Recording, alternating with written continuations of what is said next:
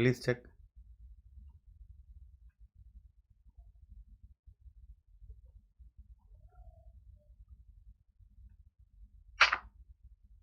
Please. താങ്കളുടെ call hold ചെയ്തിരിക്കുന്നു. ലൈനിൽ തുടരുക.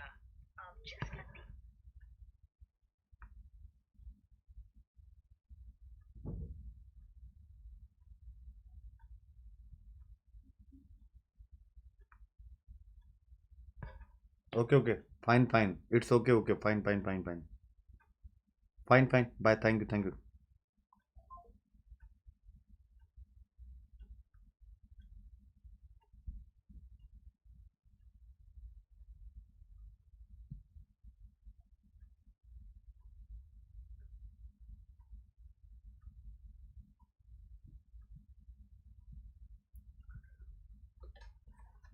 हेलो एवरीवन, नमस्कार, welcome to let's crack UPSC CSC Hindi and अग्रिम बोथ। क्योंकि ये लेक्चर दोनों जगह जा रहा है, मैं सुनील अभिव्यक्ति दिल्ली मुखर्जी नगर से आप सबका स्वागत करता हूँ। एक्स-यूपीएससी इंटरव्यूअर अभिव्यक्ति सिविल सर्विसेज मैगजीन का संपादक, लेखक, दिल्ली में एक प्रसिद्ध कोचिंग संस्थान का डायरेक्टर, अनअकैडमी का एजुकेटर। बच्चों, सब कुछ ठीक लग रहा है? पीडीएफ मिलती है, मेरा ग्रुप है सुनील अभिव्यक्ति @अनअकैडमी। तो चलो बच्चा, फटाफट खत्म करते हैं। 5 पॉइंट फार्मूला जो भी बच्चे ये ऑनलाइन यूपीएससी प्रिपरेशन करना चाहते हैं वो मेरे साथ कनेक्ट हो सकते हैं। मेरे इसी 5 पॉइंट फार्मूले से ऑप्शनल इथिक्स ऐसे द हिंदू प्रीलिम्स। आज मैं ज़्यादा बात नहीं करूंगा, फटाफट टॉपिक में आऊंगा क्योंकि आप लोगों का टाइम। आज इंडियन एक्सप्रेस में एक एडिटोरियल जो कि बहुत अच्छा नहीं था, बट मैंने आपके लिए बहुत अच्छा इसको बना दिया है। बहुत प्लान से इंडियन पॉलिटिकल सिस्टम का एक नया स्ट्रक्चर आपको सीखने को मिलेगा। तो जिनका पोल साइंस ऑप्शनल है उनके लिए भी बहुत इंपॉर्टेंट है। और पॉलिटी में इंडियन पॉलिटिकल सिस्टम का एक नया स्ट्रक्चर जो डेवलप हुआ है 2014 से 19 के बीच में, this is very good and new approach वाला एडिटोरियल है ये, तो बहुत अच्छा है। द हिंदू के आज आपको पता है 5 ही आते हैं, ठीक है, 5 आते हैं आज। और द हिंदू की ये सारी न्यूज़ हैं जिसमें से, और ये पीआईबी की 2 न्यूज़। तो चलिए स्टार्ट करते हैं। अनअकैडमी सब्सक्रिप्शन जो भी बच्चे आना चाहते हैं आप सबका स्वागत है, फटाफट आ जाओ मेरे साथ। प्लस सब्सक्रिप्शन मैं बार बार कह रहा हूँ, 2 साल के लिए कम से कम आइए, 2 साल के लिए कम से कम आइए। एसके लाइव कोड ही यूज़ करिए जो बच्चे मुझे फॉलो करना चाहते हैं, चूंकि बाद में फिर, ठीक है ना, आपको दिक्कत होती है फिर, ठीक है। तो इसलिए एसके लाइव कोड 24 महीना, बस यही। और इसके अलावा आइकॉनिक सब्सक्रिप्शन 24 महीने, 12 महीने में आप आ जाइए एसके लाइव कोड के साथ। ऑप्शनल सब्जेक्ट हिंदी, लिटरेचर और इसके साथ साथ इतिहास 1 जनवरी से स्टार्ट कर रहा हूँ, आप मेरे साथ कनेक्ट हो सकते हैं। हिंदी लिटरेचर का न्यू बैच 1 जनवरी से, यानी दोनों ऑप्शनल एक साथ स्टार्ट कर रहा हूँ। ऑप्शनल की फीस ये है 5 पॉइंट मेरा फार्मूला कि ऑप्शनल इथिक्स इससे ज़बरदस्त तैयार करिए, पूरा साल भर प्रीलिम्स पढ़िए और द हिंदू पढ़िए और एसके लाइव कोड यूज़ करिए। ये मेरा फार्मूला है बच्चों। रक्षा मंत्रालय फास्ट चलूँगा जिससे आप लोगों का टाइम। पासिक्स नौसेना अभ्यास हुआ है रूसी फेडरेशन नेवी और भारतीय नौसेना के बीच। तो बस पीटी में यही इंपॉर्टेंट है कि पासिक्स अभियान जो है नौसैनिक अभ्यास किसके किसके मध्य होता है। श्री आई.के. गुजराल जो हमारे स्वर्गीय प्रधानमंत्री हैं, इनके सम्मान पर जो है स्मारिका डाक टिकट जारी किया गया है। तो बस ध्यान रखिएगा, बहुत ज़्यादा इंपॉर्टेंट नहीं। The many layers to agriculture discontent, आज का एडिटोरियल मैं आपसे खुद कहना चाहता हूँ कि आज बहुत, मतलब आपने, हम लोगों ने काफ़ी कुछ पढ़ा है फॉर्म बिल पे, और फिर कांग्रेस जो एजिटेशन है, जो प्रदर्शन है उन पर, किस पर, यानी फार्म बिल और जो किसानों का विरोध है। आज हम बिल से लेकर के और विरोध तक पूरा आपको एबीसीडी संक्षेप में बहुत बढ़िया से समझाएंगे, जिससे सारा मुद्दा एक बार क्लियर हो जाए। तो कृषि असंतोष के लिए कई परतें, यानी जो कृषि असंतोष है जो बिल को लेकर के है, कई परतें, मतलब कि कई, इसमें कई प्रकार के तनाव हैं, याद रखिएगा, ठीक है। तो चलिए स्टार्ट करते हैं।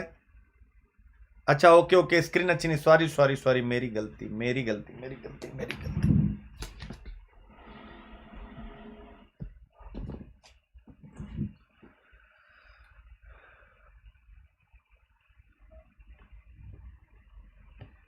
अभी ठीक हो गया? अभी ठीक हो गया? कभी भी है थोड़ा बहुत? ओहो, क्यों अभी ठीक है? अभी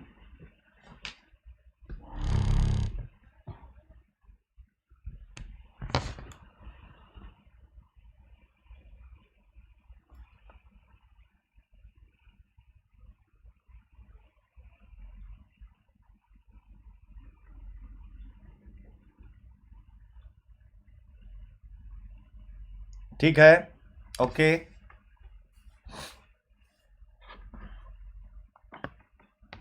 ठीक है, चलो बच्चों, तो स्टार्ट करते हैं अब। ठीक है, तो सबसे पहले हम स्टार्ट करते हैं। यानी कहा गया कृषि असंतोष के लिए कई परतें हैं, और एडिटोरियल राइटर ने अपनी बात स्टार्ट की। क्या स्टार्ट की कि 2016 में प्रधानमंत्री नरेंद्र मोदी ने कहा कि किसानों की आय दुगनी करेंगे 2022 तक, और फिर उसके बाद फार्म्स एक्ट आया, यानी कृषि बिल आए। ये आप सबको पता है, यानी कृषि बिल आए, 3 कृषि बिल आप सबको पता है, ठीक है ना। अब इसके बाद किसानों का प्रदर्शन हो रहा है, वो भी आपको पता है। कहां हम पढ़ने जा रहे हैं? GS3 इकोनॉमिक्स, मुख्य फसलें, देश के विभिन्न भागों में फसलों का पैटर्न, सिंचाई के विभिन्न प्रकार, सिंचाई प्रणाली, कृषि उत्पाद का भंडारण, परिवहन, विपणन संबंधित विषय और बाधाएं। यानी कृषि उत्पाद से संबंधित जो भी विषय हैं, जो बाधाएं हैं, ठीक है ना। या इसका ये तो यूनिट 4 है, यूनिट 5 भी है, प्रत्यक्ष एवं अप्रत्यक्ष कृषि सहायता। तो इकोनॉमिक्स में आज हम ये पढ़ने जा रहे हैं। जैसे 2016 में एक निबंध आया था, कृषि किसानों के लिए लाभकारी पेशा नहीं, यहां कृषि किसानों के लिए लाभकारी पेशा नहीं रह गई। कृषि किसानों के लिए लाभकारी पेशा नहीं रह गई, लाभकारी पेशा नहीं रह गई। अब ये पॉइंट आप ध्यान करिएगा, कृषि किसानों के लिए लाभकारी पेशा नहीं रह गई। बच्चों को मैंने चश्मा लाऊं, आंख चमक रही है।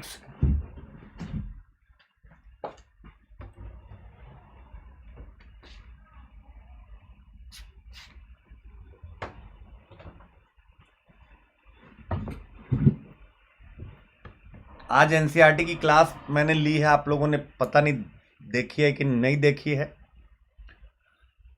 ठीक है ना। कृषि, और कल भी है, कल 1 PM पे फिर एनसीईआरटी की क्लास है, याद रखिएगा। मैराथन क्लास है, जिसमें 8th 9th 10th तीनों एनसीईआरटी खत्म करेंगे। आज 6 और 7 खत्म किया था, और सुबह 9 बजे भी स्पेशल क्लास है। लिंक शेयर कर दिया गया है, सुबह 9 बजे भी है। और वो क्या है कि एनसीईआरटी को कैसे हम रीड करें, यानी बहुत बेसिक, जीरो लेवल उन बच्चों के लिए जो आपकी फैमिली में होंगे, जो बिल्कुल न्यू कमर्स हैं, जिन्हें कुछ भी नहीं पता एनसीईआरटी के बारे में, उनके लिए है ये, ठीक है। और ये सुनील अभिव्यक्ति @अनअकैडमी टेलीग्राम चैनल पर शेयर किया जा चुका है, आप तुरंत इसको। तो कृषि किसानों के लिए लाभकारी पेशा नहीं रह गई, यानी अगर ऐसे विषय आते हैं, नहीं रह गई है, अगर आपको चर्चा करनी है, मैं एक चर्चा करने जा रहा हूं, ठीक है ना। एग्रीकल्चर में कृषि बिल और उसको लेकर के जो किसानों का मुख्य मुद्दा है, विशेषकर एपीएमसी का मुद्दा है, वर्सेस एमएसपी का मुद्दा है, वर्सेस एमएसपी को लीगलाइज करने का मुद्दा। 2 एडिटोरियल हैं, तो हम एपीएमसी, एमएसपी और एमएसपी को लीगलाइज किया जाना, पंजाब हरियाणा में विरोध क्यों है, इन सब को टॉप टू बॉटम, यानी कि टॉप टू बॉटम कह सकते हैं आप, या बॉटम टू टॉप कह सकते हैं आप। ये अप्रोच डेवलप करने में जा रहा हूं आपका। और मैं जब टॉपिक खत्म होगा आपसे पूछूंगा कि क्या इसके पहले, भले मैंने ही लेक्चर लिया है, जितनी क्लियरिटी के साथ अभी हम लोग इस मुद्दे को जो प्रश्न उठाया गया उसके आलोक में करेंगे, तो आप लोग बताएंगे हाँ सर मजा आ गया। देखिए, सबसे पहले अगर हम पूरे एडिटोरियल को पढ़ेंगे तो जो बातें हैं उसमें यही कहा गया है, 2 वर्ड इस्तेमाल किया गया, वो मैं लास्ट में लाया हूं। हालांकि मुझे एक तो था 1 नेशन 1 मार्केट का। इस एडिटोरियल जब आप पढ़ेंगे तो स्टार्टिंग यही से हुई है कि मोदी जी ने 1 नेशन 1 मार्केट का एक लक्ष्य रखा है, और यह लक्ष्य कुछ उसी प्रकार से है जिस प्रकार से World Bank ease of doing business में किया गया था और जिसके कारण से बिजनेस करना आसान हो गया था। ध्यान रखिएगा, इसी आदर्श पर, वर्ल्ड बैंक के ईज ऑफ डूइंग बिजनेस के आदर्श पर, यानी जिस प्रकार से सरकार ने किया और इतनी बड़ी रैंकिंग उनको मिली है, तो इसी तर्ज पर कृषकों के लिए व्यवसाय आसान करना, कृषि एवं किसानों के लिए ईज ऑफ डूइंग करना, बिजनेस के लिए कृषि व्यापार आसान करना। क्या करना? कृषि व्यापार आसान करना, यानी उत्पादित वस्तुओं का व्यापार सुनिश्चित करना सरकार का तर्क है। यानी एडिटोरियल यहीं से स्टार्ट हो रहा कि ईज ऑफ डूइंग एंड जो सरकार वर्तमान कर रही है, वन नेशन, ठीक है ना, वन मार्केट का जो पूरा कॉन्सेप्ट है, ठीक है ना, ये आई होप आप समझ गए हैं कि सरकार का क्या उद्देश्य है। सरकार ये करना चाहती है। अब इसके बाद सरकार ये करना चाहती है इस चीज पर कि सरकार जो करने जा रही है क्या वो बिल्कुल सही है या उसमें कुछ कमियां हैं, या जो सरकार करने जा रही क्यों करने जा रही है। इस विषय पर एक बेहतर समझ के लिए अब पूरी यात्रा करनी पड़ेगी। और वो यात्रा है, कहां से स्टार्ट होगी वो यात्रा? वो मेरे प्यारे बच्चों आफ्टर इमीडिएट इंडिपेंडेंस, यानी स्वाधीनता के तुरंत पश्चात। तो स्वाधीनता के पश्चात क्या हुआ मेरे प्यारे बच्चों? अब मैं डायग्राम से चलूंगा, आप भी डायग्राम से चलिएगा। यानी स्वाधीनता के पश्चात क्या हुआ, देख सकते हैं आप, पिक्चर से देखिएगा। स्वाधीनता के पश्चात जो भारत का कृषि बाजार रहा है, जो भारत का कृषि बाजार रहा है, इस कृषि बाजार पर आप पिक्चर से देखिए किसका कंट्रोल रहा है। इस कृषि बाजार पर कंट्रोल रहा है, यानी मैं यहां नियंत्रण लिख देता हूं, नियंत्रण रहा है किसका मेरे प्यारे बच्चों? डायग्राम से चलिएगा, यही आपको एग्जाम में बनाना है। इस पर नियंत्रण रहा है दो लोगों का, जिन्हें हम साहूकार या मनी लेंडर कहते हैं, और दूसरा रहा है व्यापारी, यानी जो ट्रेडर्स हैं। व्यापारी यानी ट्रेडर्स, यानी साहूकारों का व्यापारियों का नियंत्रण रहा। तो अब क्या था, जो किसान था देख सकते हैं वो अपना फसल पैदा किया, इनसे लिया और इनको दिया। यानी जो हमारा किसान था वो पूर्णतया क्या था बच्चा? अंग्रेजों के काल में भी देखिए ऐसा ही था ना। किसान किस पर? किसान पूर्णतया इन पर निर्भर था। ध्यान से समझिएगा, किसान पूर्णतया निर्भर था किस पर? इन पर। किसान पूर्णतया निर्भर। अब इसका परिणाम क्या होता था? परिणाम होता था शोषण। क्या होता था? यानी जब आप साहूकार और व्यापारियों पर निर्भर हैं तो ऑब्वियस है आपका शोषण करते थे वो, यानी कि मनचाही कीमत देते थे, जब चाहे तब देते थे, ठीक है ना। तो परिणाम क्या होता था? परिणाम होता था किसानों का शोषण, ठीक है ना। क्या होता था? किसानों का शोषण, ठीक है। अब किसानों का शोषण होता था, और जो कैसे होता था, तो अब आपको पता है जब फसल की कम कीमत मिलेगी या निश्चित मिलेगी और भारतीय कृषि मानसून के साथ जुआ है, तो जो किसान होते थे वो ऋण के जाल में, ऋण और कर्ज के जाल में फंस जाते थे। ऋण कर्ज के जाल में वो फंस जाते थे, जाल में ट्रैप हो जाते थे, के जाल में फंस जाते थे। अब इसके बाद देखिए, अब यहां से समझिएगा बच्चों विरोध क्यों हो रहा है, तभी समझ पाएंगे जब पूरी कहानी समझेंगे आप। तो एक समाधान का तरीका निकाला गया बच्चा लोग, एक समाधान का तरीका निकाला गया। क्या निकाला गया? समाधान का एक तरीका निकाला गया, ठीक है ना। क्या निकाला गया? समाधान का एक तरीका निकाला गया, ठीक है ना। ठीक है, अब आइए यहां से चलते हैं, ठीक है। अब इसके समाधान का जो तरीका निकाला गया, अब उसके बारे में एक बार हम लोग देखते हैं। एक बार मुझे बताएं आवाज वगैरह सब परफेक्ट आ रही है भाई, ने पता लगे फिर कोई दिक्कत हो जाए। एक बार बताइए आवाज वगैरह सब फिट आ रही है?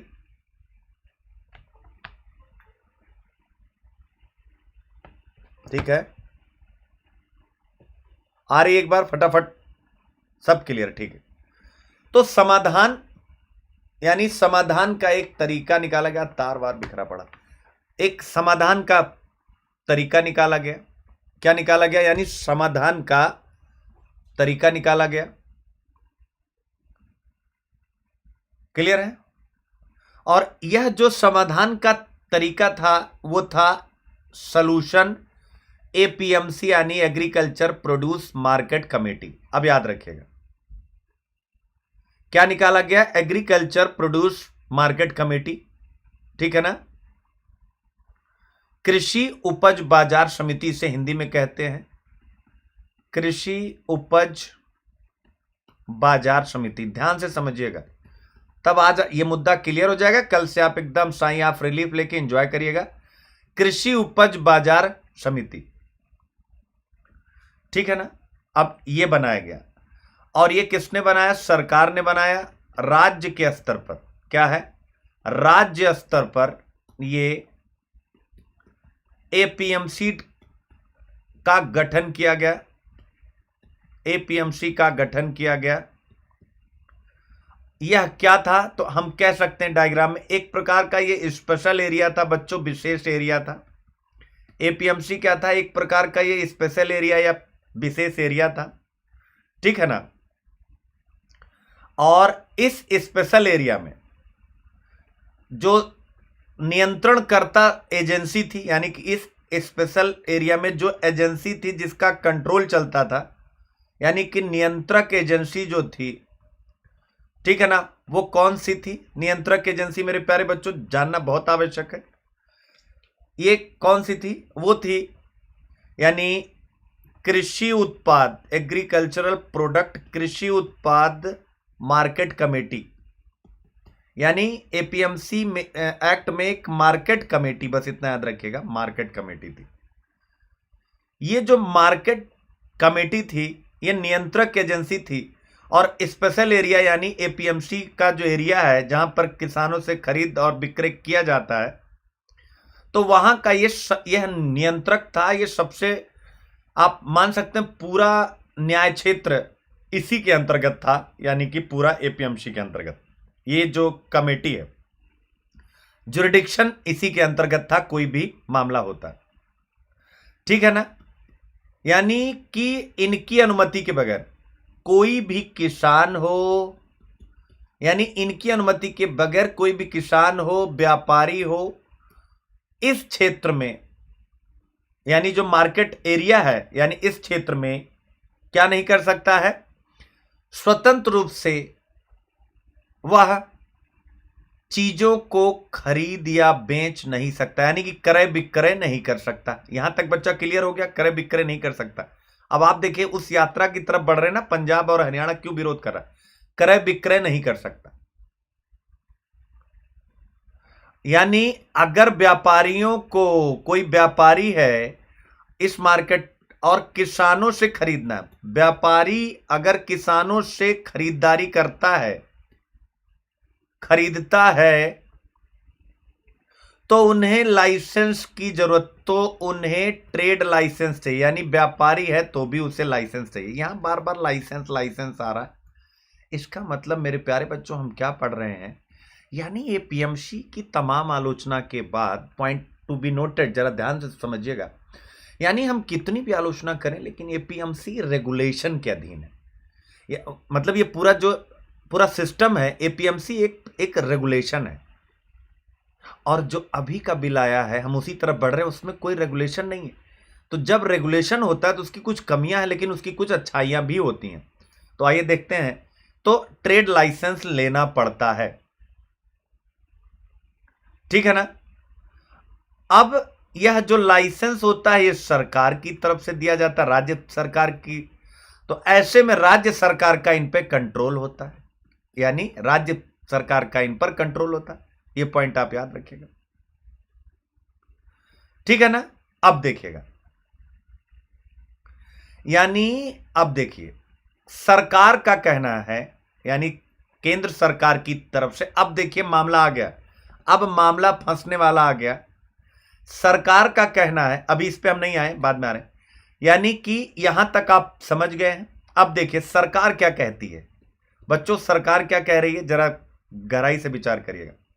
यानी सरकार कहती है, सरकार का तरह है कि इस मार्केट एरिया में, यानी एपीएमसी मार्केट एरिया में किसानों को एमएसपी दिया जाएगा। याद रखिएगा, इसके बाहर नहीं मिलेगा। इसके बाहर किसानों को मिनिमम सपोर्ट प्राइस, न्यूनतम समर्थन मूल्य दिया जाएगा। ठीक है ना, किसानों को एमएसपी दिया जाएगा, यानी कि किसकी, उनकी फसल की एक न्यूनतम कीमत।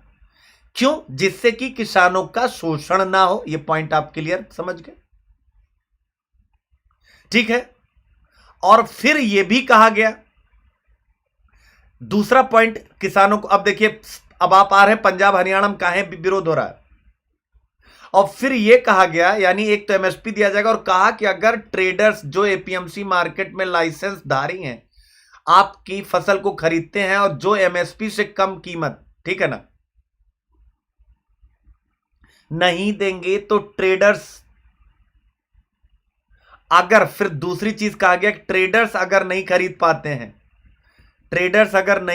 पाते हैं तो जो आपकी बची फसल है उससे हम खरीदेंगे, यानी सरकार प्रिक्योर कर लेगी पीडीएस के लिए और अन्य चीजों के लिए, राष्ट्रीय खाद्य सुरक्षा अधिनियम के लिए हम खरीदेंगे, यानी गवर्नमेंट खरीदेगी। अब आप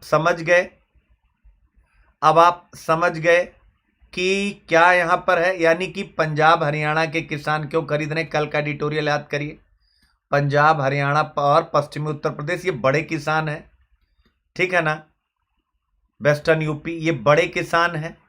तो इसका मतलब है कि 90% कल हम लोगों ने पढ़ ही लिया था, लगभग इनका सारा का सारा जो खरीदारी है, तो इनको एमएसपी से भी फायदा मिलता है, इनको यहां से भी फायदा मिलता है।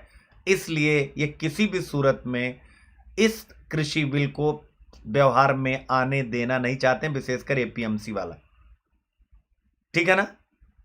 अब इसके बाद एपीएमसी, यहां तो ऐसा लग रहा है कि सारी अच्छाइयां नहीं, समय के साथ एपीएमसी में कमियां आती हैं, हर एक कानून में आती हैं। तो इसकी जो कमियां रही हैं, जिसके कारण सरकार ने वह एक्ट ला के इसको समाप्त करने की बात करी और तर्क रखा वन नेशन वन मार्केट। तो कमियां क्या थी बच्चों? क्योंकि जो मार्केट कमेटी है ना, यानी कि जो पूरा लाइसेंस वगैरह देती थी, ये मार्केट कमेटी क्या हो गई कि जो शक्ति है, यानी ये बहुत ताकतवर हो गई। मार्केट कमेटी बहुत ज्यादा ताकतवर हो गई क्योंकि इसके हाथ में आ गया पूरा मार्केट।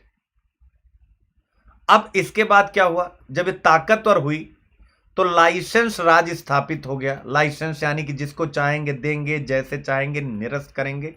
जबरदस्त लाइसेंस प्रदान कर दिए गए। लाइसेंस राज, जैसे जब उदारीकरण किया गया था उसके पहले क्या था, भारत में लाइसेंस परमिट राज, वैसे ही लाइसेंस राज हो गया, यानी कहीं न कहीं चीजें प्रभावित होने लग गई।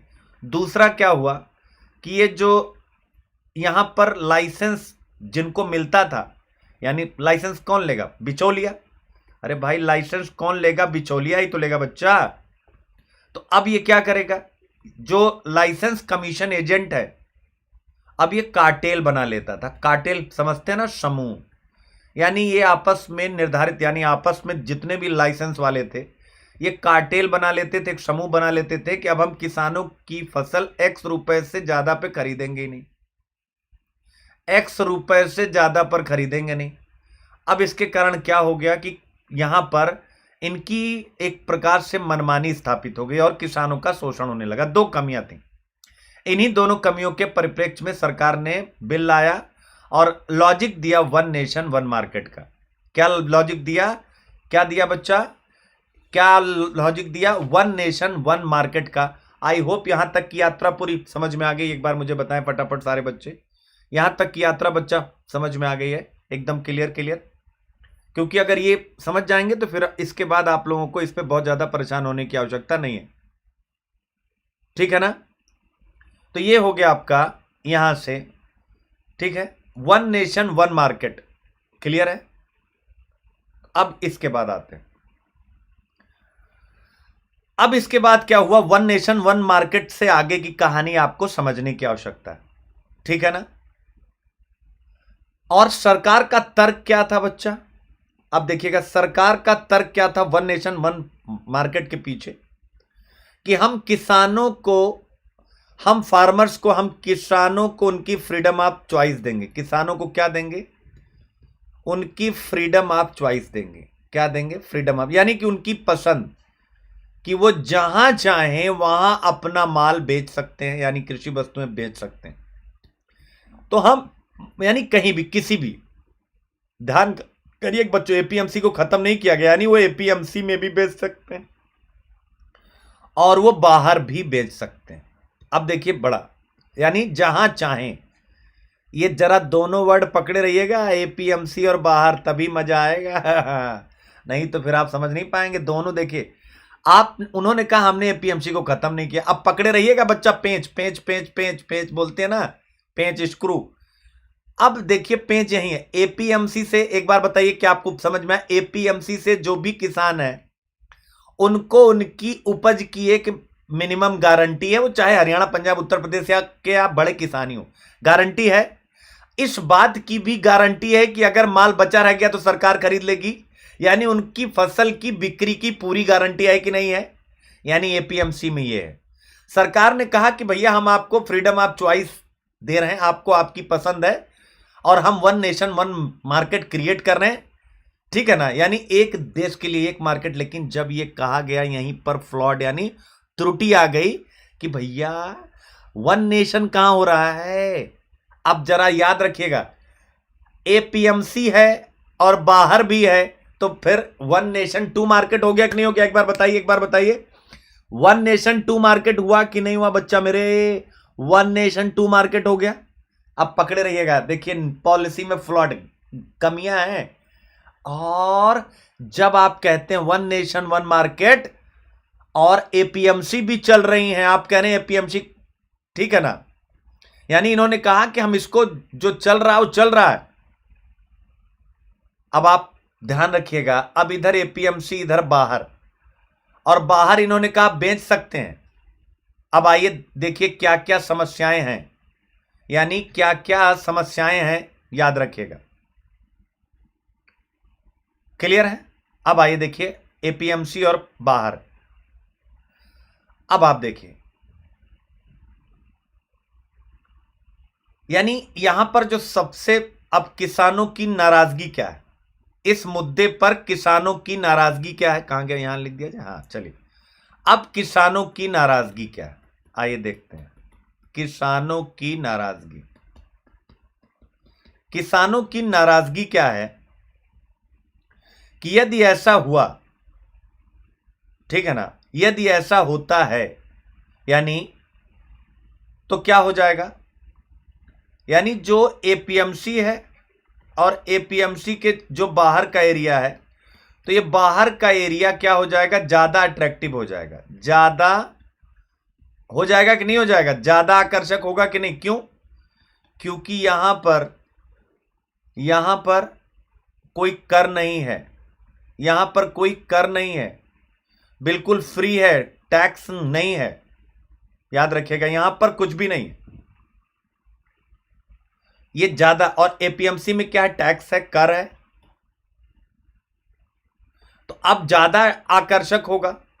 तो अब धीरे धीरे क्या होगा कि, और यहां रेगुलेशन भी नहीं है, तो अब यहां पर कर टैक्स ज्यादा है, रेगुलेशन भी नहीं है, तो जो एपीएमसी में काम करते हैं वो नंबर वन, और दूसरा कारपोरेट जो अब पैदा होंगे, कारपोरेट, ये दोनों ही क्या करेंगे, इस बाहर वाली मार्केट में अपने आप को सेटल करेंगे, ये व्यवस्था अपने आप खत्म हो जाएगी। और जैसे ही ये व्यवस्था खत्म होगी तो सरकार की जो एमएसपी देने की प्रतिबद्धता है वो समाप्त हो जाएगी मेरे प्यारे बच्चों। क्यों समाप्त हो जाएगी, चूंकि एमएसपी, ध्यान करिएगा, एमएसपी केवल एपीएमसी मार्केट में ही मिलता है, ये पॉइंट याद रखिएगा। अगर वहां बेच रहे हैं तभी मिलना है, मार्केट में जाके बेच रहे हैं तो नहीं मिलना है। तो एमएसपी समाप्त हो जाएगा और किसान इसीलिए आंदोलन कर रहे हैं। क्या समझ गए किसान आंदोलन क्यों कर रहे हैं? अब देखिए, अब दूसरी बात क्या है, एक तो ये हो गया, दूसरी बात क्या है कि खुद सोचना चाहिए, यानी कि एपीएमसी के बाहर टैक्स नहीं लगेगा, ठीक है, यानी फ्री मार्केट हो गई। दूसरा क्या होगा बेटा, जब रेगुलेशन, यहां तो रेगुलेशन था, यहां रेगुलेशन नहीं है, तो क्या हो जाएगा, क्या यहां कार्टेल नहीं बनेगा, क्या यहां कारपोरेट, तो दूसरा उनका है कि यहां पर कारपोरेट अपनी मनमर्जी करेगा। अपनी मनमर्जी करेगा और कारपोरेट की मोनोपोली हो जाएगी, एकाधिकार हो जाएगा कृषि उत्पादों पर। जैसे फिर एक एग्जाम्पल गुजरात में आपने पढ़ा होगा कि पेप्सी ने जो गुजरात के किसान हैं उनके साथ एक केस किया और जो है बहुत परेशान हुए गुजरात के किसान, सरकारों को हस्तक्षेप करना पड़ा। गुजरात पेप्सी केस, बस इतना याद रखिएगा। अब आप बताइए कि जो किसान भारत में इतनी बड़ी बड़ी महाकाय कंपनियों के साथ क्या विधिक लड़ाई लड़ पाएंगे? क्या विधिक लड़ाई लड़ पाएंगे? आप बताइए मुझे, क्या विधिक लड़ाई लड़ पाएंगे? नहीं लड़ पाएंगे। तो यही कहा गया है, याद रखिएगा कि ये जो फ्री मार्केट का कॉन्सेप्ट लेकर के आ रहे हैं वह क्या करेगा, वह एक ऐसी मार्केट को जन्म देगा जहां पर किसी प्रकार का संरक्षण, ना कोई एमएसपी है, ना सरकार का प्रोक्योरमेंट है, और किसानों को बहुत बड़ी समस्या होने वाली है। ठीक है ना? इसे कह सकते हैं, हम लोगों ने बहुत पहले पढ़ा था, आपको याद होगा। हम क्या पढ़ेंगे, क्या पढ़े थे? New liberalism, new liberalism. ठीक है ना? यानी नव उदारवाद। तो मेरे प्यारे बच्चों, नव उदारवाद का ये कृषि का रूप है, यानी कृषि में नव उदारवाद का रूप है ये नव उदारवाद। नव उदारवाद किस पर चलता है मेरे प्यारे बच्चों? नव उदारवाद चलता है फ्री यानी कि मुक्त बाजार पर। तो ये जो मुक्त बाजार की अवधारणा लेकर के आए हैं, इसका परिणाम होगा कारपोरेट कल्चर का डेवलपमेंट, और इसीलिए यहाँ पर किसान इतनी बड़ी मात्रा में और विश्लेषक ये सारे मुद्दे उठाते हैं। अब आप याद रखेंगे, ठीक है ना? क्लियर हो गया बच्चों? तो ये 2 पॉइंट आप लोगों को ध्यान में रख करके चलना। किसानों की नाराजगी क्लियर है। अब समाधान की तरफ अगर हम लोग करें, ठीक है ना? क्लियर है? अब अगर इसका समाधान किया जाए तो क्या किया जाए? तो इसका समाधान अगला एडिटोरियल में दिया गया है, अगला एडिटोरियल में, ठीक है ना? अच्छा हाँ, कुछ मुद्दे और हैं। अच्छा पहले मैं समाधान बता दूं तब आता हूं, फिर आता हूं कुछ मुद्दे और हैं। ये ट्रस्ट डेफिसिट एक एडिटोरियल है, इसमें समाधान बताया गया। यानी ये कहा गया है कि आप एक संशोधन तो करिए, जो कृषि बिल उसमें संशोधन करिए, लेकिन उसके साथ साथ आप एमएसपी को विधिक गारंटी के रूप में, यानी कि एमएसपी दी जाएगी, एक ऐसा कानून लेकर के आइए। यानी एमएसपी को आप क्या करिए, लीगलाइज कर दीजिए। क्या कर दीजिए? एमएसपी को लीगलाइज कर दीजिए। क्लियर है? तो ये एक, ठीक है। इसके अलावा अब आइए, यहां तक अपना हो चुका है। अब हम लोग आगे बढ़ते हैं। ये कहा गया है कि बिल एंड फेडरलिज्म, इस एडिटोरियल में एक बात और उठाई गई है। पहला मुद्दा बच्चों क्लियर हो गया, किसान क्यों विरोध कर रहे हैं, यह मुद्दा क्लियर हो गया है। और समाधान में चलिए यहां कर लेते हैं समाधान। एक मिनट, समाधान क्या हो या समाधान लास्ट में करें, थोड़ा सा कंफ्यूजन हो, अभी करें या लास्ट में करें, अभी करें या लास्ट में करें, एक बार पढ़ा देते हैं फिर बताते हैं समाधान। फिर इसके बाद समाधान लास्ट में बच्चा हो तो एग्जाम में बिना पूछे लिखना है।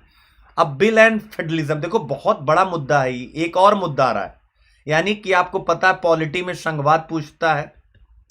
पॉलिटी में क्या पूछता है? संघवाद। और खूब क्वेश्चन पूछा जाता है संघवाद। जैसे एक ट्रेडिशनल क्वेश्चन होता है, क्या पूछा जाता है अक्सर, आपने देखा होगा अगर प्रीवियस ईयर चेक किया होगा, संघवाद को प्रभावित करने वाले गैर संवैधानिक कारकों पर चर्चा कीजिए। यानी कि जो संविधान में दिया गया है जिसमें केंद्र ज्यादा ताकतवर हो जाता है, इट्स ओके, लेकिन उसके अलावा गैर संवैधानिक कारक, तो ये इसी प्रकार के कारक हैं।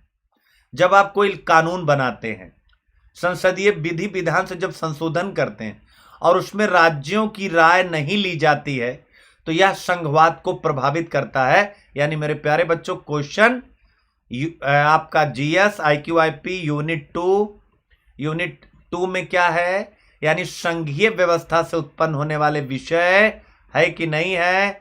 संघीय व्यवस्था से उत्पन्न होने वाले विषय, संघीय व्यवस्था से उत्पन्न होने वाले विषय आपके सामने हैं, याद रखिएगा। और अब देखिए प्रश्न क्या पूछता है क्वेश्चन, कि संघवाद को प्रभावित करने वाले गैर संवैधानिक कारकों पर, गैर संवैधानिक कारकों पर चर्चा कीजिए। गैर संवैधानिक कारकों पर चर्चा पूछा है, तो यानी जो संविधान में नहीं है, जो विधि विधान के द्वारा बनाए गए। तो इस प्रकार के पॉइंट आपको निकालने पड़ेंगे अगर आप यूपीएससी में एक्चुअल में रैंक चाहते हैं।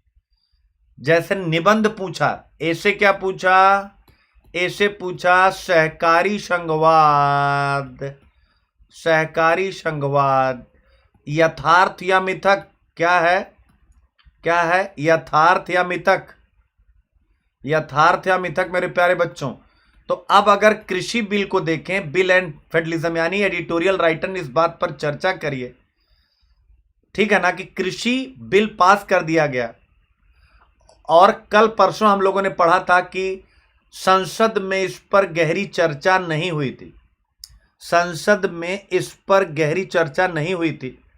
किसान मांग कर रहे हैं कि एक स्पेशल सेशन लाया जाए, तो इसका मतलब संसद में चर्चा होती तो राज्यसभा में चर्चा होती, और राज्यसभा में चर्चा होती तो राज्यों का प्रतिनिधित्व भी मिलता। इसके अलावा राज्यों की भी राय ली जानी चाहिए अगर आप सहकारी संघवाद लेके चलना चाहते हैं तो। इतने महत्वपूर्ण बिल पर तो सहकारी संघवाद एक्चुअल में हम मान सकते हैं कोरोना में बहस होने की एक सीमा थी, लेकिन हम वीडियो कॉन्फ्रेंसिंग के द्वारा जब लॉकडाउन में सभी राज्यों के मुख्यमंत्रियों से बातचीत कर सकते हैं, तो क्या अभी नहीं कर सकते थे? आप लोग फटाफट बताइए। एक तर्क दिया जाता है, ठीक है ना, कि क्या हम नहीं कर सकते थे? तो इसका मतलब है कि मेरे प्यारे बच्चों, किसान बिल आप जब लिखिएगा तो आप बिल एंड फेडरलिज्म का इशू जरूर उठाइएगा कि इस समय जो भी बिल पास हुए हैं उसमें संघवाद का एक पहलू उपेक्षित रहा है, विशेषकर सहकारी संघवाद दिखाई नहीं पड़ा है, और उसे हम मिथक कहेंगे। उसे हम क्या कहेंगे? उसे हम मिथ कहेंगे, बच्चा लोग कहेंगे। यानी मेरे बच्चों, हमने क्या सीखा? हमने सीखा फेडरलिज्म का एक ऐसा एंगल जो आपको किताब में नहीं है, यानी जो एम लक्ष्मीकांत में भी नहीं है। हमने हिंदू से वो एंगल सीखा, तो इसीलिए मैं कहता हूं हिंदू इज द बेस्ट अखबार, आपको उसको पढ़ना है। मुद्दे उठाते हैं, एनालिसिस मैं कर रहा हूं। एक पॉइंट हमारे पास आ गया, एक बार सब बच्चा लोग बताएं, एक बार सब बच्चा लोग बताएं, जब ये क्वेश्चन आएगा संघवाद को प्रभावित करने वाले गैर संवैधानिक कारक, तो अब आप लिख लेंगे। यानी इस प्रकार के प्रश्नों पर आपकी समझ बन गई है, इस प्रकार के प्रश्नों पर आपकी समझ बन गई। सब बच्चा लोग एक बार बताएं, तो ये मेरी कामयाबी होगी, तब मुझे अच्छी नींद आएगी, नहीं तो अच्छी नींद नहीं आएगी। ठीक है ना? ठीक है, ये हो गया आपका। अभी अभी मैं आप लोगों से बात करता हूं, ठीक है ना, स्टेट का एक महत्वपूर्ण रोल होना चाहिए था।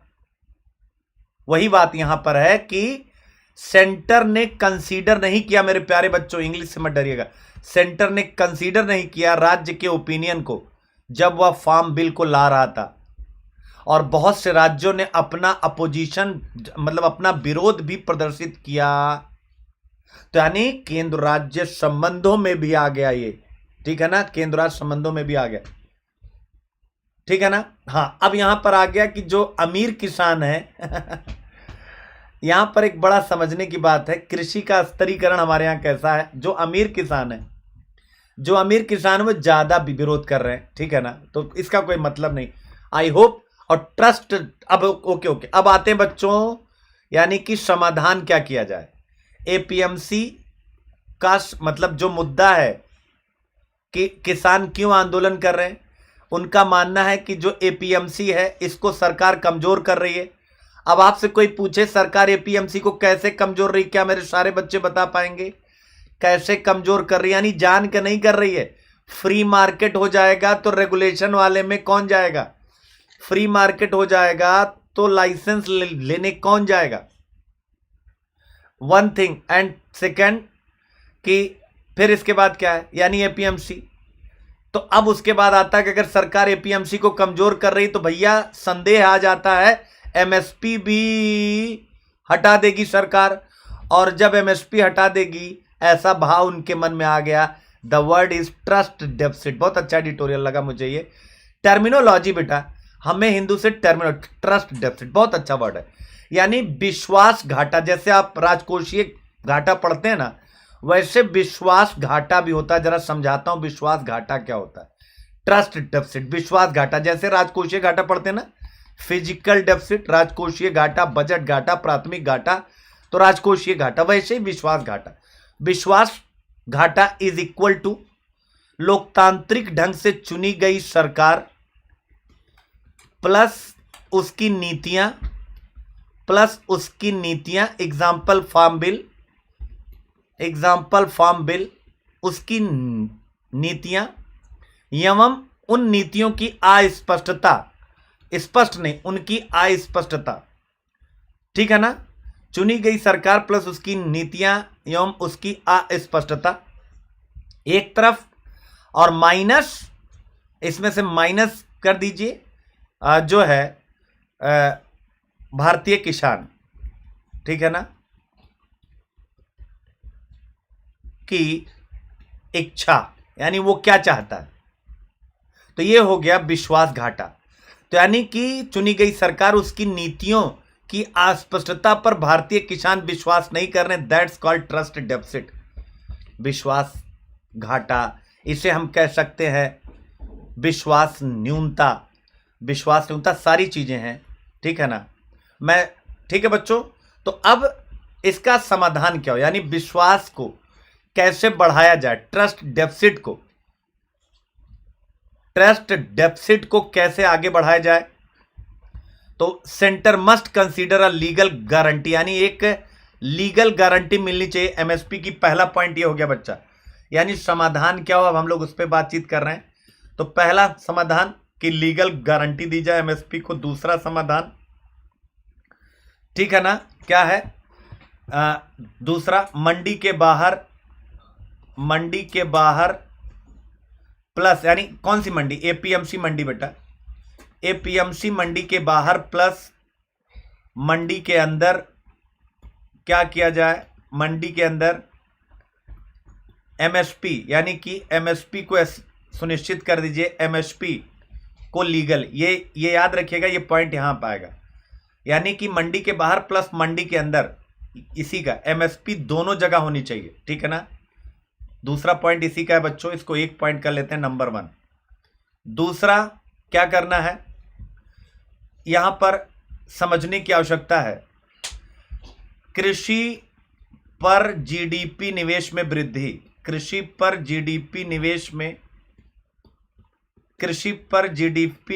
में वृद्धि करनी है बच्चों। फॉर एग्जाम्पल जरा देखिए कितना निवेश है, अभी हम 0.4% निवेश करते हैं, 0.4%। कृषि पर जीडीपी का 0.4% हम इन्वेस्टमेंट करते हैं, जो कि विश्व में न्यूनतम है। और आप खुद पढ़ते हैं कि हमारी 50% जो जनसंख्या है और 60 करोड़ लोग जो है इस पर डिपेंडेंट हैं, निर्भर हैं, और आप केवल 0.4% इन्वेस्टमेंट करते हैं, और यह अत्यंत न्यून है। और ये मैं नहीं कह रहा हूं, ये आरबीआई रिपोर्ट, लिख लीजिएगा, आरबीआई रिपोर्ट है ये। और इस रिपोर्ट का आंकड़ा जो है, आंकड़े का आधार 2011-12 से 2017-18 का आंकड़ा उन्होंने लिया है, 11-12 से 17-18 आरबीआई रिपोर्ट, ठीक है। तो आप यहां से देख सकते हैं विश्वास की कमी का ये पूरा का पूरा आंकड़ा। क्लियर हो गया बच्चों। तो दूसरा ये करना है, और तीसरा क्या करना है, तीसरा आप क्या कर सकते हैं कि आप जो है आप चाहें तो कृषि कानूनों को वापस भी ले सकते हैं, जैसा उनकी मांग है। अब ये लेंगे कि नहीं लेंगे कृषि कानून, वैसे मोदी जी से तो आप ये उम्मीद बिल्कुल मत कीजिए कि कृषि कानून वापस ले लेंगे, ठीक है ना। इसके अलावा आप एपीएमसी मार्केट को थोड़ा संरक्षण दीजिए, एपीएमसी मार्केट को आप संरक्षित करिए, ठीक है ना, ठीक है ना। ये सारी बातें हैं, और तो ये आप देख सकते हैं समाधान। अब आप लोग बताएं, एक बार फटाफट कमेंट करके बताएं, क्या सारा पॉइंट क्लियर हो गया। अब इस किसान आंदोलन को लेकर सारे बच्चे बता दें, ठीक है ना, क्या किसान आंदोलन सारा का सारा क्लियर हो गया है, ठीक है ना, यानी क्या फंडा जो चल रहा है, आगे क्या होगा क्या नहीं होगा उस पर हम लोग बाद में बातचीत करेंगे। तो 2 एडिटोरियल अपने क्लियर हो गए, ठीक है। अब इसके बाद आता है स्टार टन। रजनीकांत जी राजनीति में आ रहे हैं, तो कहा गया है AIDMK DMK से कैसे फाइट करेंगे। अक्का रजनी, तो आप सबको पता रजनी है तो कुछ भी कर सकते हैं, ठीक है। अब आइए बच्चों, अगला एडिटोरियल है how dearth of data kill the healthy diet, यानी आंकड़ों की कमी ने स्वस्थ आहार को कैसे मारा। ये अपोजिट एडिटोरियल का है बच्चों, अपोजिट एडिटोरियल। अच्छा, ये वाला अपने काम का नहीं है, समझ गए ना, मतलब इसमें रजनीकांत जी के ऊपर एक जो पार्टी वो बनाए हैं वो सब मतलब नहीं। यानी यहां पर एक बड़ा अच्छा पॉइंट आया बच्चों कि आंकड़ों की जरूरत, जैसे हम क्या पढ़े थे, आपने पढ़ा होगा, अगर नीति आयोग, आपने मेरे साथ गवर्नेंस वाला पार्ट किया होगा, नीति आयोग क्या है, नीति आयोग आपने अगर गवर्नेंस वाला पार्ट पढ़ा था तो हम लोगों ने क्या पढ़ा था बताइए। नीति आयोग @75 बेटा, यानी भारत जब 75 वर्षों का होगा, हमने क्या पढ़ा था, हमने ये पढ़ा था यहां पर गवर्नेंस वाले में, क्या पढ़ा था, हमने पढ़ा था कि डाटा लेड गवर्नेंस, क्या डाटा लेड गवर्नेंस, डाटा या डेटा जो प्रोनाउंस करते हो, डाटा लेड गवर्नेंस हमने पढ़ा था, यानी कि डाटा आधारित शासन। ये मुद्दा कुछ वैसा ही कि हमारे पास डाटा नहीं है और इसने हेल्दी जो डाइट होती है उसको बहुत नुकसान पहुंचाया in the time of Covid. यानी हमारे पास क्या है इस देश में, बहुत अच्छे से बच्चों इसको नोट करिएगा, हमारे पास जो न्यूट्रिशन सर्विसेज देने वाली संस्था, जो पूरा सिस्टम है, उनकी ट्रैकिंग और मॉनिटरिंग करने की जो क्षमता है वो बहुत कम है। हमारे पास ऑनलाइन डाटा बहुत कम है। अरे बच्चा, जैसे जो गर्भावस्था वगैरह के दौरान महिलाओं को जो पोषण वगैरह मिलता है उनकी बातचीत हो रही, ठीक है ना।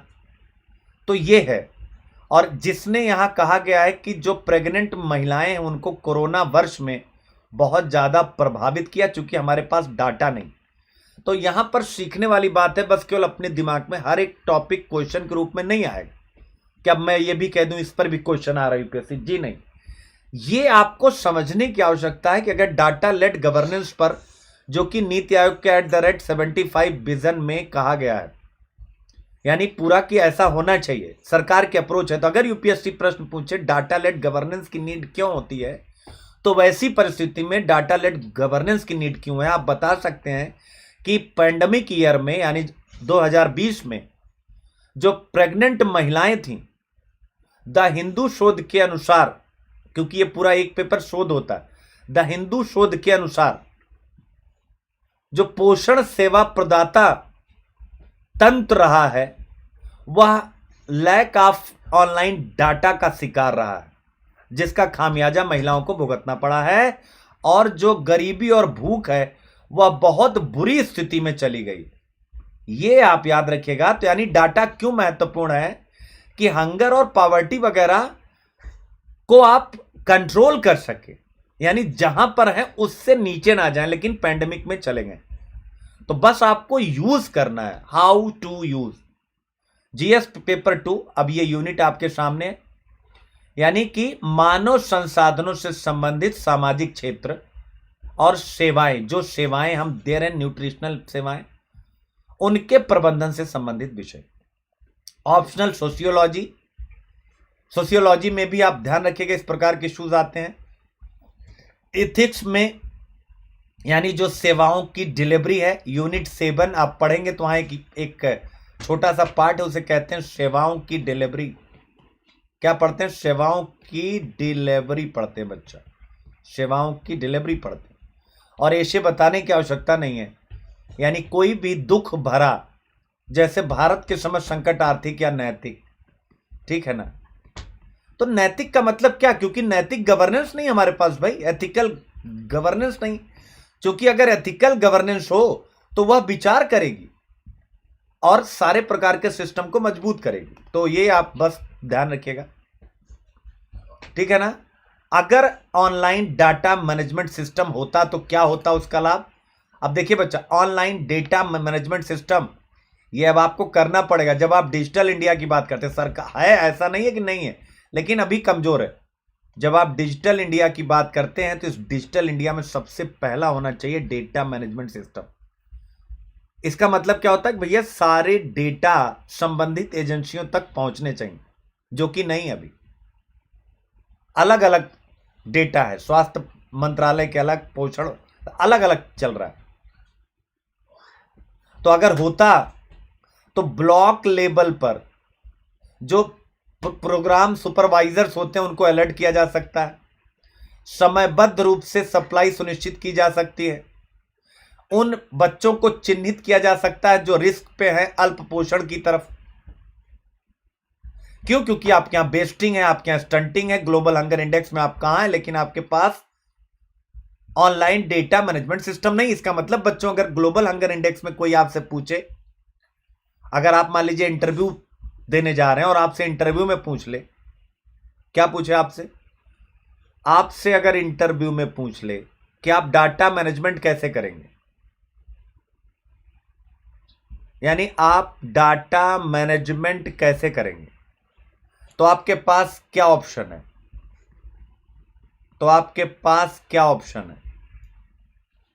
तो आप बताएंगे, ठीक है। इसके अलावा अगर आपसे पूछे कि आप हंगर को दूर करने के लिए क्या करेंगे, आपसे पूछे कि ग्लोबल हंगर इंडेक्स में आप निचले पायदान पर आप क्या करेंगे, तो आप बताएंगे कि सर हम अपने जिले में ऑनलाइन डाटा मैनेजमेंट सिस्टम को मजबूत करेंगे और उसको इंटीग्रेट करेंगे जिससे सभी संबंधित एजेंसियां एक दूसरे के साथ कनेक्टेड रहें, और दूसरा क्या हो, वह मेरे साथ यानी जिला मुख्यालय के साथ कनेक्ट हो, जिसकी मैं समयबद्ध रूप से मॉनिटरिंग कर सकूं। तब आप अपने जिले में गरीबी एवं भूख पर बेहतर कंट्रोल कर पाएंगे। और यही प्रश्न केस स्टडी में आ सकता है, यानी केस स्टडी में कि आप एक ऐसे जिले के जिलाधिकारी हैं जहां पर हंगर की कंडीशन बहुत खराब है, यानी कि वहां पर राष्ट्रीय मानकों से भी, मतलब जो ग्लोबल हंगर इंडेक्स आया उससे भी कमजोर स्थिति है, और आपके ऊपर दायित्व है कि आप इस जिले को इस हंगर की स्थिति से बाहर निकालें। तो आपके द्वारा उठाए जाने वाले कदम क्या और कौन से होंगे? तो अब आपके सामने क्या इस केस स्टडी में मेरे बच्चे बताएं कि क्या आप ये पॉइंट नहीं लाएंगे, ऑनलाइन डेटा मैनेजमेंट सिस्टम लाएंगे कि नहीं लाएंगे, और यही पॉइंट लिखेंगे कि नहीं लिखेंगे? ठीक है, तो इस हिसाब से चीजों को आपको समझने की आवश्यकता है। अब आते हैं, आज का इंडियन एक्सप्रेस आ गया है, इंडियन एक्सप्रेस आ गया है बच्चों। क्या आ गया है? यानी क्या आ गया है? इंडियन एक्सप्रेस आ गया है। इंडियन एक्सप्रेस एक ही एडिटोरियल है, real power is with centre भैया, और इसमें समझाने की आवश्यकता नहीं। यानी क्या है? Real power is with centre, यानी कि सेंटर के पास वास्तविक शक्ति, यानी यहां मोदी जी की बातचीत हो रही है। अभी तक हम डाटा लेड गवर्नेंस पढ़ रहे थे ना, अब हम पढ़ने जा रहे हैं मोदी लेड। क्या पढ़ने जा रहे हैं? मोदी लेड गवर्नमेंट पढ़ने जा रहे हैं। क्या पढ़ने जा रहे हैं?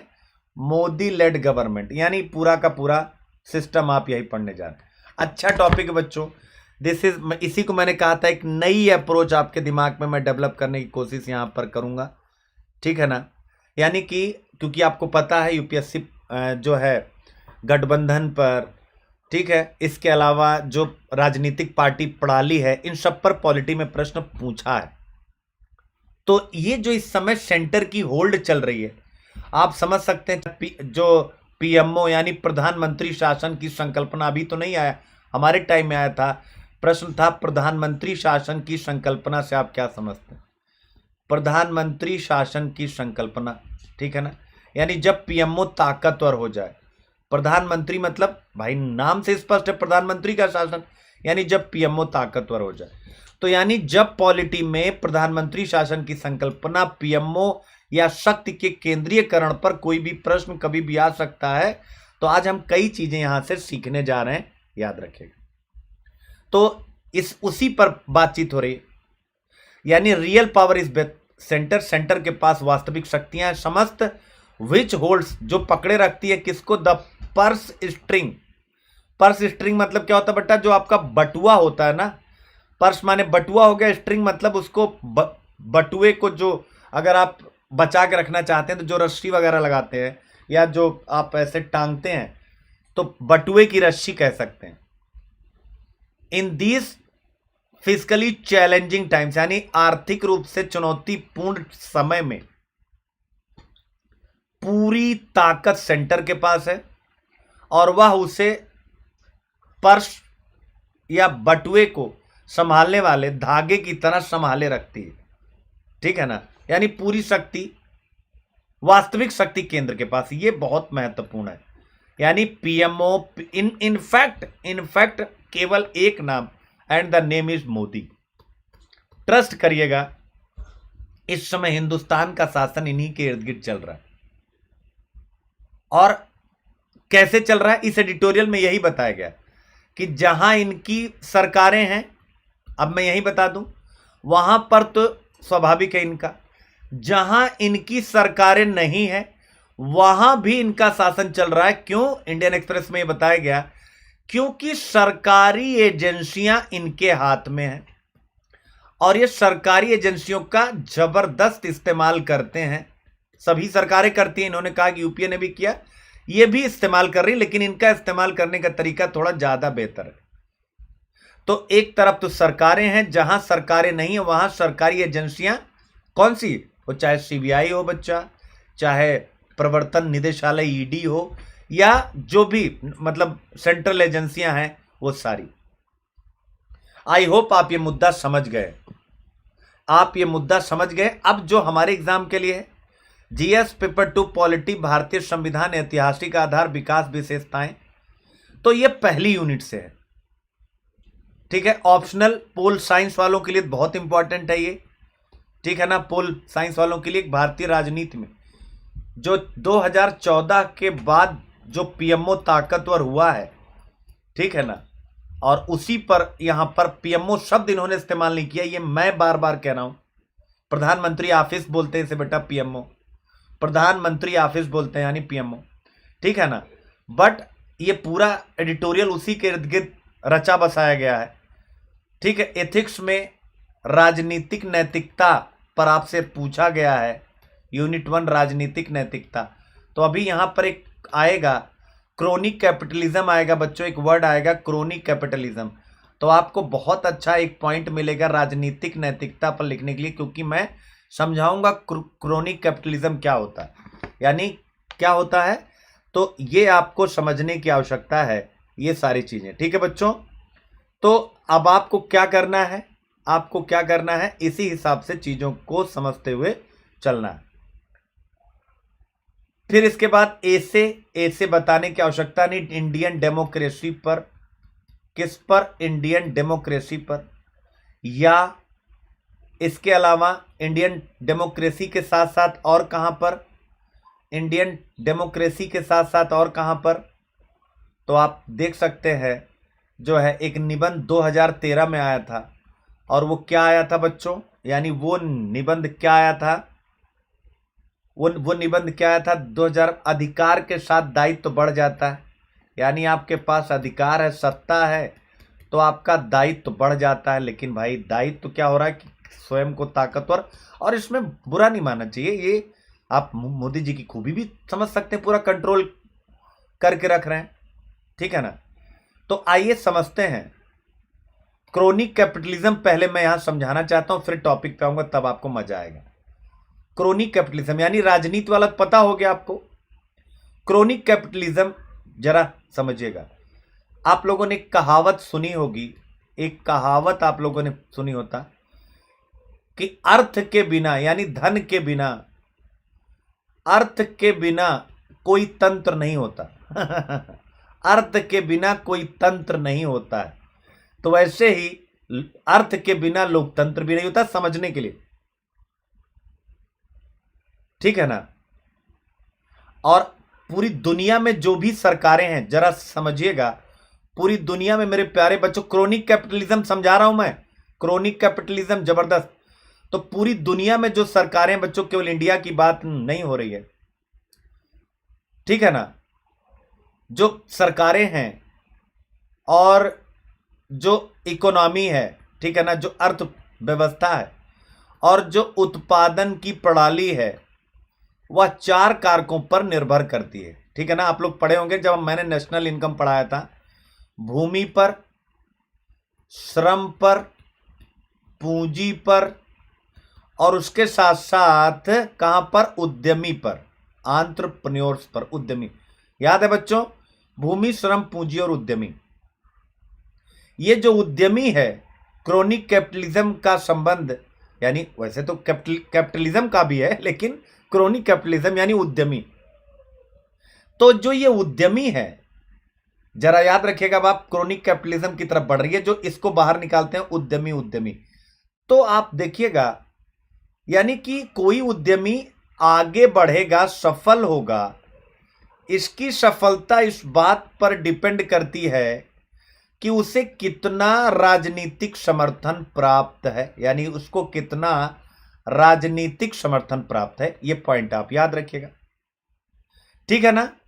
अब इसके बाद राजनीतिक, तो ये जो आवश्यकता है राजनीतिक समर्थन की, और दूसरा जो राजनेता है, वो चाहे युवा है और चाहे वरिष्ठ है, तो इसको क्या चाहिए, इससे भी अपने चुनाव में क्या चाहिए, अर्थ चाहिए।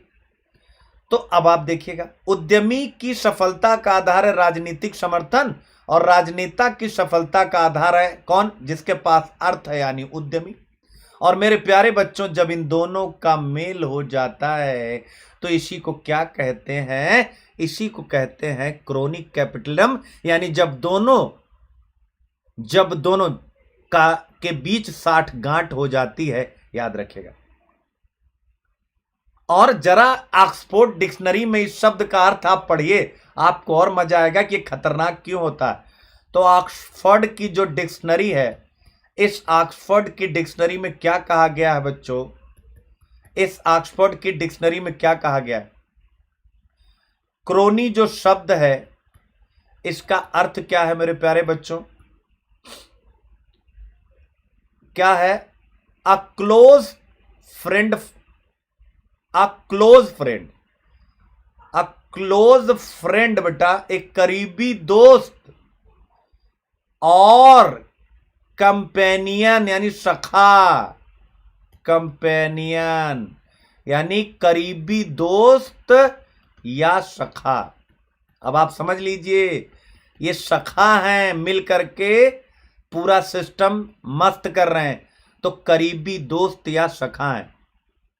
और अगर ग्रीक भाषा में ले लेंगे क्रोनी शब्द को, अगर ग्रीक भाषा में ले लेंगे मेरे प्यारे बच्चों, तो ग्रीक भाषा में यह जो क्रोनी शब्द है, यह क्रोनियोज शब्द से बना, खरो खरो खरो खरो खा खा, क्रोनियोज से बना है। और इसका अर्थ क्या होता है, लंबे समय तक टिकने वाला। अब आप समझ लीजिए, यानी लंबे, सखा है जो लंबे समय तक टिकने वाला, यानी लंबे समय तक टिके रहेंगे। क्या करेंगे, लंबे समय तक। अब आप समझ लीजिए, यानी क्रोनिक कैपिटलिज्म बच्चा क्या हो गया कि सफलता, एक उद्यमी की सफलता केवल बाजार की शक्तियों के द्वारा नहीं होगी, उसमें राजनीतिक वर्ग के साथ एक साठगांठ होगी, और सरकार ऐसी नीतियां बनाएगी जिससे किसी एक विशेष वर्ग यानी उद्यमी को लाभ होगा। और यह लाभ कमाने वाला जो क्लास है, उद्यमी है, यह अपने लाभ का कुछ हिस्सा या कुछ लाभ सरकार को स्थानांतरित करता रहेगा। मेरे प्यारे बच्चों, आई होप आप क्रोनिक कैपिटलिज्म समझ गए। एक बार सारे बच्चे बताएं, क्या क्रिस्टल क्लियर हो गया मेरे बच्चा लोग, एक बार फटाफट बताएं, क्या क्रोनिक कैपिटलिज्म एकदम 100% क्लियर हो गया, मजेदार वाला क्लियर हो गया है, ठीक है ना। एक बार बताएं बच्चा लोग सारा फटाफट, 100% वाला क्लियर हो गया है।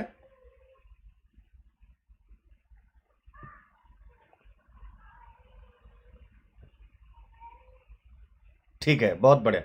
तो ये हो गया आपका, यानी अब समझ गए होंगे इशारा किस तरफ है, यानी इशारा किस तरफ है, इशारा किस तरफ है कि यार समझ गए एडिटोरियल का इशारा किस तरफ है। एडिटोरियल क्या कहना चाह रहा है, यानी जबरदस्त मोदी सरकार की। देखिए सिंगल पार्टी डोमिनेंस। अब यहां पर क्वेश्चन पूछेगा, चाहे PSIR ऑप्शनल है, ठीक है ना, यानी याद रखें। अब आप देखिए PSIR में कैसे क्वेश्चन यहां से बन सकता है, और वही आप GS में भी अज्यूम करें। आप लिखें गत वर्षों में भारत की राजनीति में, गत वर्षों में भारत की राजनीति में एकल पार्टी, एकल दल, सिंगल पार्टी, एकल दल वर्चस्व की प्रवृत्ति भारतीय लोकतंत्र की प्रमुख विशेषता रही है, प्रमुख विशेषता रही है।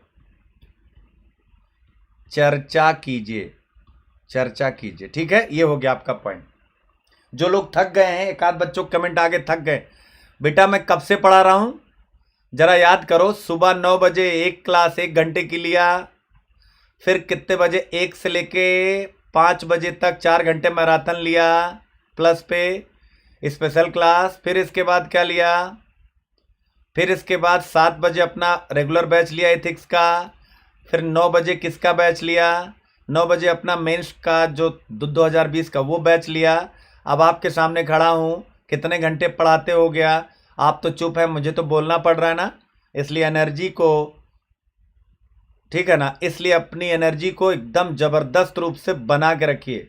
थकना नहीं, हारना नहीं, लड़ाई बहुत बड़ी वाली है, इनफैक्ट कह सकते हैं बड़की वाली है। तो गत वर्षों में भारत की राजनीति में एकल दल, सिंगल पार्टी डोमिनेंस की प्रवृत्ति भारतीय लोकतंत्र की प्रमुख विशेषता रही है। चर्चा कीजिए। अब आप देखो, आपके पास चित्र भी है, मैं हमेशा कहता हूं, ठीक है ना, यानी ये देखिए और ये देखिए, पिक्चर से क्लियर हो गया। यानी कि यहां एडिटोरियल राइटर ने कहा 25 वर्ष में माइनॉरिटी या साझा सरकार के बाद, यानी इन्होंने कहा दिसंबर 1989 से अप्रैल 2014 तक यहां पर क्या है, कहीं न कहीं साझा सरकार रही है। क्या है, यहां पर साझा सरकार रही। मेरे बच्चों जरा गहराई से पॉइंट को पकड़िएगा। साझा सरकार यानी कि गठबंधन सरकारों पर प्रश्न पूछा जा सकता है। यानी यह प्रश्न ऐसे भी आ सकता है कि भारत के पिछले 2 दशक गठबंधन सरकारों के रहे।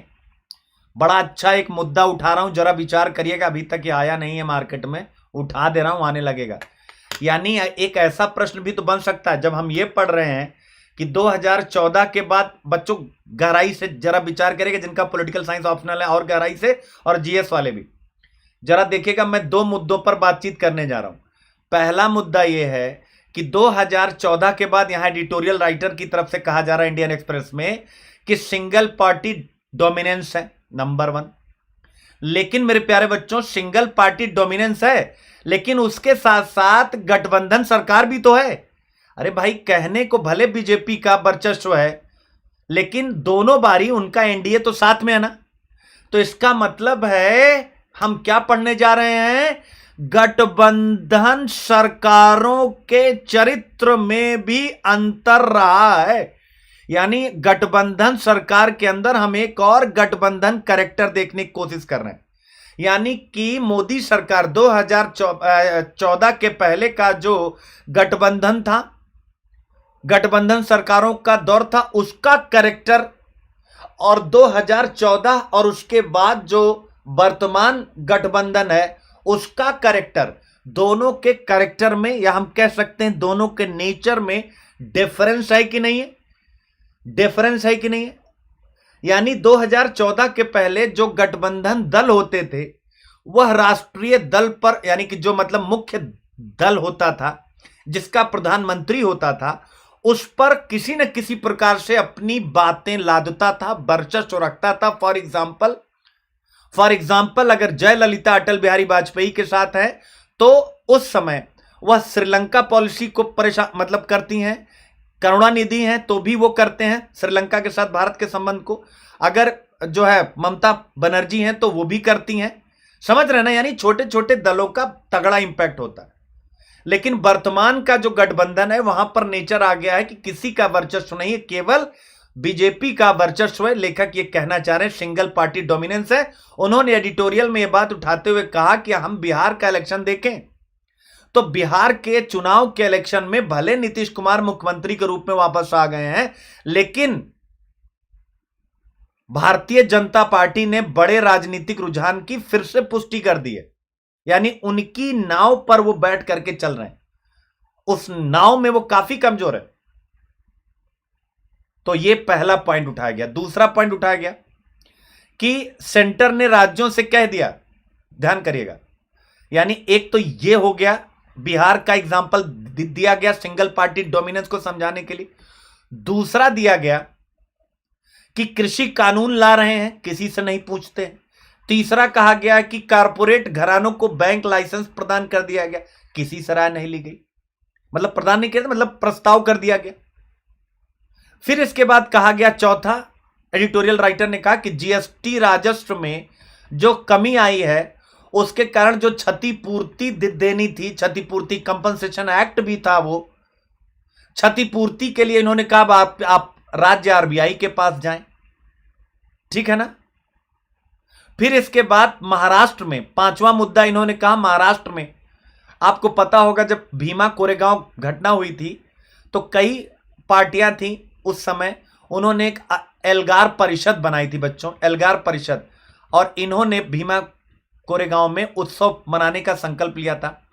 तो इस जो एल्गार परिषद के सदस्य थे, इन पर जो है जो एनआईए, इनकी जांच एनआईए को सौंप दी गई, जबकि महाराष्ट्र चाहता था कि वहां की एसआईटी से इसकी जांच कराई जाए स्पेशल इन्वेस्टिगेशन टीम के साथ। तो वहां पर महाराष्ट्र सरकार के साथ विवाद रहा। फिर इसके बाद उठाया गया कि केरल में, छठा, केरल में जो सरकार है उस पर ईडी यानी प्रवर्तन निदेशालय मेहरबान है और लगातार सोने तस्करी की जांच में सरकार को घेर चुकी है। तो यह कहा गया है सिंगल पार्टी डोमिनेंस। पहला तो उनको वोटिंग हो रही है, और दूसरा उन्होंने जो भी केंद्रीय एजेंसियां हैं उन पर कंट्रोल करके और उसका यूज करके प्राप्त कर लिया है और पार्टी पूरी तरह डोमिनेंस में आ चुकी है। दूसरा एक कहा गया, एक कैरेक्टर और भारतीय राजनीति का उभरा है, जो पॉलिटिकल फाइनेंसिंग एंड वही हो गया एंड कैपिटलिज्म, क्रोनी कैपिटलिज्म। तो ये मैंने आपको समझा ही दिया, ये आपको बताने की आवश्यकता नहीं। हालांकि मेरे प्यारे बच्चों एक चीज याद रखिएगा, राजनीतिक वित्त पोषण और पूंजीवाद अगर हम लें तो इसका केवल नुकसान नहीं होता, नुकसान तो मैंने बता ही दिया, इसका फायदा भी होता है। इसका लाभ क्या होता है कि जो है भाई हर पार्टी राजनेता के पास धन प्राप्त करने के लिए व्यवसायियों का एक चुना हुआ समूह होता है। तो जब ये पार्टी सत्ता में आती है तो नए नए बिजनेस टाइकून्स भी अस्तित्व में आते हैं, नए नए बिजनेस टाइकून्स भी अस्तित्व में आते हैं। ठीक है ना। तो और ये अलग अलग क्षेत्रों से होते हैं, सामाजिक बैकग्राउंड से होते हैं, तो इसका फायदा भी, ऐसा नहीं कि टोटल नुकसान है। बट ये हो गया आपका। आई होप आप ये मुद्दा समझ गए। अब इसके बाद अगला है a regressive agenda, a new law in governance. ठीक है। तो ये बच्चों जो यूपी का ऑर्डिनेंस आया हुआ है, यानी धर्मांतरण जो कानून आया हुआ है, ये उसके ऊपर है। क्या है? यानी जो धर्मांतरण कानून है ये उसके ऊपर है। ठीक है ना। क्लियर है। तो ये धर्मांतरण कानून के ऊपर है। ठीक है। चलिए स्टार्ट करते हैं। धर्मांतरण कानून के ऊपर है ये। ठीक है।